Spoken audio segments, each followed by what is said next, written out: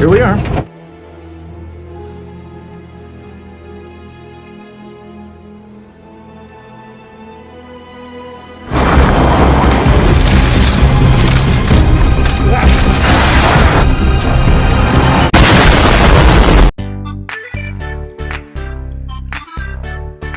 Kehidupan rumah tangga kadang tak seindah cerita romansa ataupun film-film cinta. Tak semua berakhir bahagia. Yang ada, nyesek terasa di dada seperti di film ini, yang mengisahkan seorang suami yang dengan tabahnya membiarkan sang istri diemprut pria-pria lain. Dan inilah dia, Deep Water.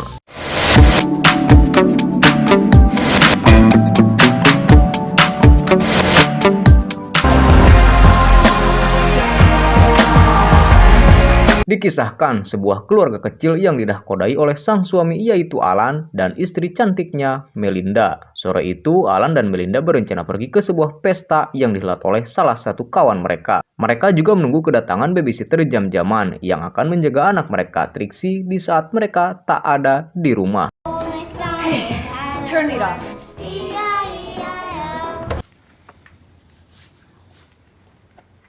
Do you know I love you?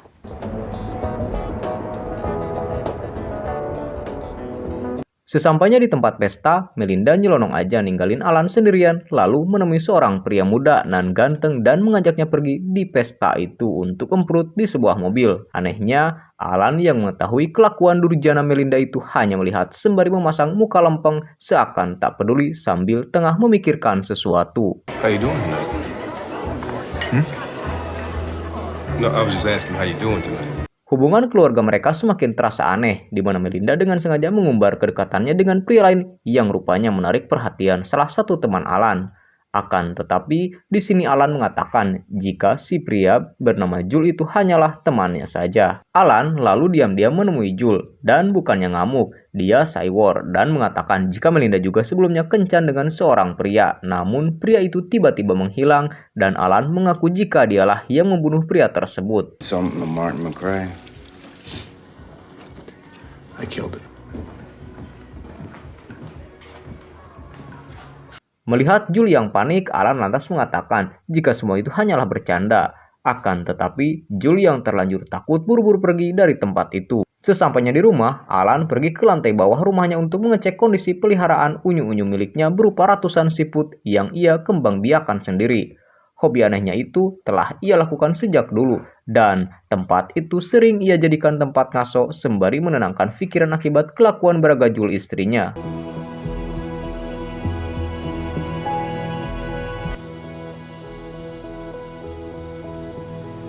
Keesokan paginya, terlihat Trixie senang sekali dengan sains dan seringkali melakukan eksperimen kecil ke rumah. Nyatanya, buah jatuh tak jauh dari pohonnya karena diketahui jika Alan ini dulunya seorang teknisi spesialis pembuatan chip drone milik pemerintah. Hingga pertengkaran terjadi di malam hari antara Alan dan Melinda. Rupanya Melinda mengetahui jika Alan mengancam Jul saat di pesta tempo hari.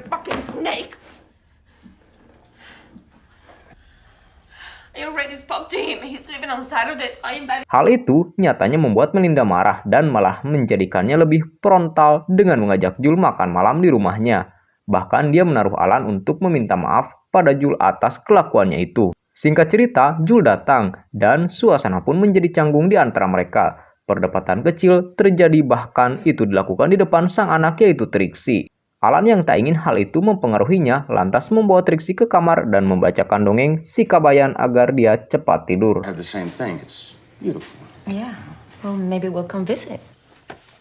Why is mom so different around other people? Saat keluar, Alan melihat Melinda yang lagi emprut dengan Jul seolah sengaja memancing amarahnya. Di sini, Alan tetap bersikap tenang dan seolah tak terjadi apa-apa. Akan tetapi, setelah mereka selesai olahraga malam, Alan menghampiri Jul, diawali dengan meminta maaf atas ancamannya tempo hari.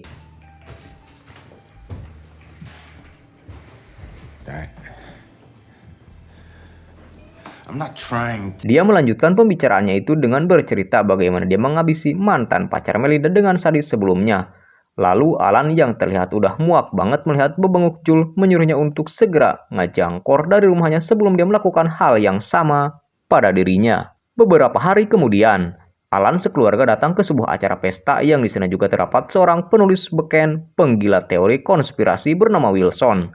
Terlihat jelas jika si Wilson ini nggak suka dengan latar belakang Alan sebagai pasukan khusus militer. Terlebih, dia mencurigai jika Alan lah yang telah membunuh mantan pacar Melinda beberapa hari lalu. Conspiracy in his town. I think it's interesting. It's got a fresh.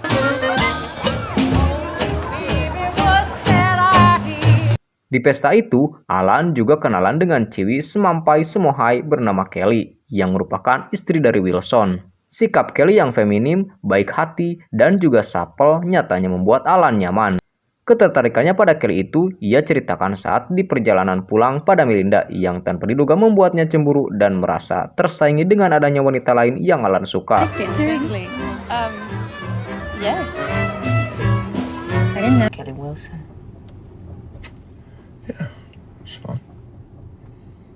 Karena itulah Melinda ingin membuktikan jika dialah yang terbaik dan seketika mengajak Alan pemanasan di mobil dan berlanjut entep senok ejul gedang di rumah. Lah, hal itu malah terlihat aneh, di mana selama ini Melinda yang suka amprut dengan siapa saja malah cemburu saat mendengar Alan tertarik dengan wanita lain. Setelah semua yang terjadi, bukannya kapok, Melinda kembali berulah dan bermain mata dengan seorang pianis muda. Tak hanya itu, dia juga seringkali ngirimin uang jajan pada selingkuhan barunya yang bernama Charles. Alan nyatanya semakin gelisah melihat Melinda yang kelakuannya semakin hari semakin bergajul. Dia lalu curhat pada sahabatnya dan mengatakan jika kehidupan rumah tangganya sungguh nyesek meskipun pada akhirnya dia tetap bertahan demi sang anak Trixie. He's teaching me how to play poker. That'll come in handy. But the rest all the talk, you know. What talk? I didn't hear any talk. Sementara Alan curhat, si Melinda lagi emprut dengan Charles, bahkan sampai lupa pulang hari itu. Setibanya di rumah, Alan mulai berdebat dengan Melinda. Dia bertanya kemana Melinda malam tadi dan juga bertanya mengenai uang-uang yang dia berikan pada Charles. Mr. Charles Delilah.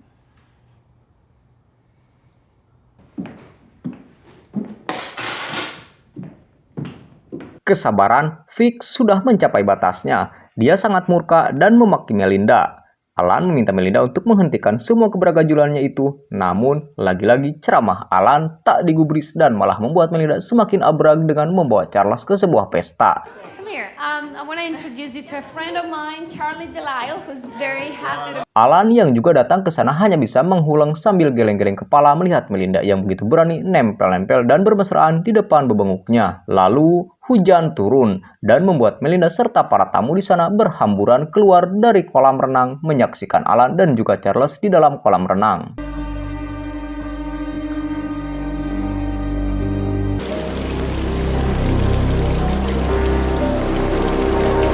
Setelah semua orang pergi, Alan mendekati Charles dengan raut muka menyeramkan. Kemudian Alan berkumpul kembali dengan para tamu yang lain dan melanjutkan pesta mereka di dalam rumah. Tanpa mereka semua sadari, tubuh Charles terlihat sudah mengambang di atas air kolam.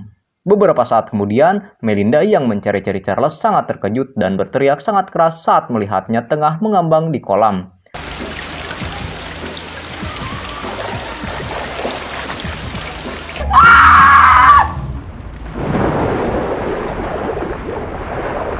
Semua orang termasuk Alan keluar dan membantu mengangkat tubuh Charles dari kolam. Namun naas karena situasi yang licin, orang-orang yang mengangkat Charles terpeleset dan membuat kepalanya terbentur dengan keras hingga membuatnya tewas seketika. Pihak kepolisian yang datang ke TKP langsung melakukan investigasi kasus tersebut. Di sana Melinda tak segan-segan menuduh Alan yang telah membunuh Charles. Namun tamu-tamu yang lain berpendapat bahwa Charles meninggal karena kepalanya terbentur saat mereka angkat. Was there marijuana involved? Didn't help.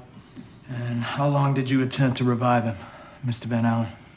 Mendengar perbuatan itu, Wilson lantas berpendapat kalau Charles kemungkinan telah meninggal dunia sebelum mereka mengangkatnya dari dalam kolam renang. Setelah perdebatan cukup panjang dan kurangnya alat bukti, akhirnya polisi menetapkan kasus tersebut adalah murni karena kecelakaan sehingga kasus meninggalnya Charles telah ditutup. Keesokan harinya, Alan melakukan aktivitas rutin goesnya. Namun, dia menyadari jika tengah dibuntuti oleh seseorang. Saat ia mengantar Trixie ke sekolahnya, Kelly menemuinya dan bercerita kalau suaminya telah mencurigai Alan sebagai pembunuh Charles malam itu. behind their backs is right. Neither do I. I mean, it's ridiculous for Don to keep insisting that you could have. Di hari berikutnya, seusai menjemput Trixie, Alan melihat sebuah mobil yang selama ini dia curigai selalu mengikutinya terpikir dari sebuah restoran. Di dalam mobil tersebut, Alan melihat sebuah kamera sehingga membuatnya bertambah yakin kalau mobil itu memang benar selama ini telah mengawasinya. Di restoran tersebut, dia melihat Melinda tengah duduk bersama seorang pria dan menghampirinya. Setelah berkenalan, Alan berasumsi jikalau pria ini bukanlah selingkuhan baru Melinda karena tak mungkin Melinda memilih pria yang lebih tua dan tak lebih tampan darinya. For a second. Hi. Hi. Oh, no. Si pria mengaku bernama David yang berprofesi sebagai seorang psikiater yang akan membuka praktek di kota itu. Namun dari gelagatnya, Alan tahu jika pria itu merupakan seorang penyidik swasta yang disewa oleh Wilson dan juga Melinda untuk selalu membuntutinya. Merasa geram, Alan pergi ke rumah Wilson membawa serta bukti transferan uang Melinda ke rekening Wilson. Alan lalu mengatakan jika Wilson sudah keterlaluan dan ikut campur terlalu jauh pada kehidupan rumah tangganya yang tentunya membuat Kelly merasa malu dan marah kepada suaminya tersebut. Where'd you find this guy? You can't just walk into my house and accuse me in front of my family. Apparently. Sekembalinya ke rumah, Alan yang tengah memandikan terkejut mendengar celetukannya yang bilang jika dia tahu bahwa Alanlah yang telah membunuh mantan pacar Melinda. Mendengar ucapan putrinya itu, Alan malah menggodanya dengan mengatakan jika Trixie harus merahasiakan hal tersebut karena jika sampai diketahui orang lain, ayahnya bisa kena masalah. Why won't you tell me how you did it? Everyone keeps asking me how you did it. Di keesokan harinya, Alan menemui seseorang bernama Tony yang merupakan pacar baru Melinda. Rupanya, Alan telah menyelidiki dan menemukan fakta-fakta mengenai Melinda yang kembali bermain api dengan Tony di belakangnya. Alan kemudian mengajak Tony dan meyakinkannya jika Melinda tengah menunggunya di sebuah rumah yang akan mereka beli. For Trixie, for the next generation. Get your drink. Is Melinda here? Yeah, she's upstairs. All right. Tony percaya saja dengan ucapan Alan dan ikut bersamanya. Namun ternyata Alan membawanya ke hutan tempat yang sering ia kunjungi saat bersepeda dan berhentilah mereka di tepi jurang. Setelah Tony keluar dari dalam mobil, Alan melempar kepala Tony dengan batu kecil dan diikuti batu besar setelahnya yang membuat Tony jatuh terperosok ke dalam jurang.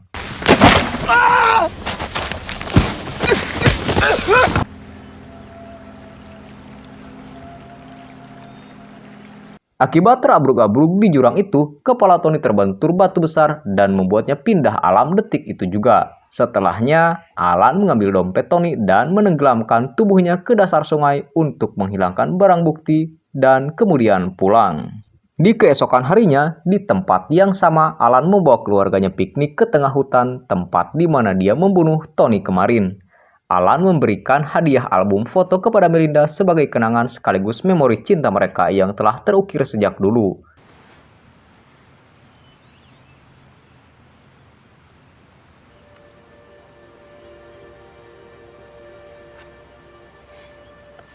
Beberapa saat kemudian, ketika tengah mencari Trixie di pinggir sungai, Alan melihat mayat Tony telah mengapung ke permukaan. Tak ingin kejahatannya terungkap, Alan segera mengajak keluarganya pulang. Akan tetapi, di tengah perjalanan, Melinda memintanya kembali ke hutan karena sel kesayangannya ketinggalan. Alan lantas beralibi dan bilang jika nanti dia akan mengembalikannya untuk Melinda seraya berkata dalam hati untuk membereskan mayat Tony yang tengah mengambang.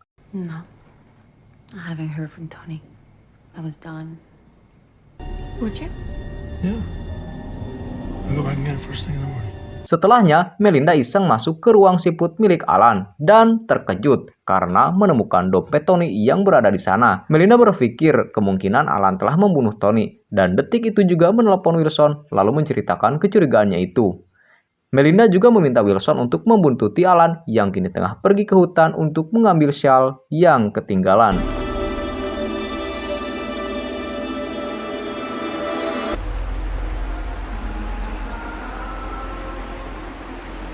Di dalam hutan, Alan berusaha untuk menenggelamkan mayat Tony, namun tak kunjung berhasil, hingga datanglah Wilson yang menyapa Alan dan bertanya padanya sedang melakukan apa di sana. Sesaat dia melihat tangan Tony yang mengambang ke permukaan, Wilson lari tunggang-langgang ke arah mobilnya untuk kabur dari sana dan melaporkan semua kejadian yang telah Alan lakukan.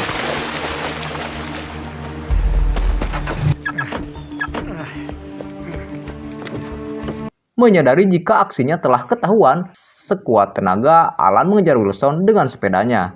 Untungnya, Alan yang tahu medan berhasil memotong jalan dan terjatuh tepat di arah mobil Wilson melintas yang membuatnya terkejut dan membanting setir mobilnya. Nyatanya, hal itu membuat mobil Wilson tak terkendali dan dia pun terperosok jatuh ke jurang lalu meninggal dunia.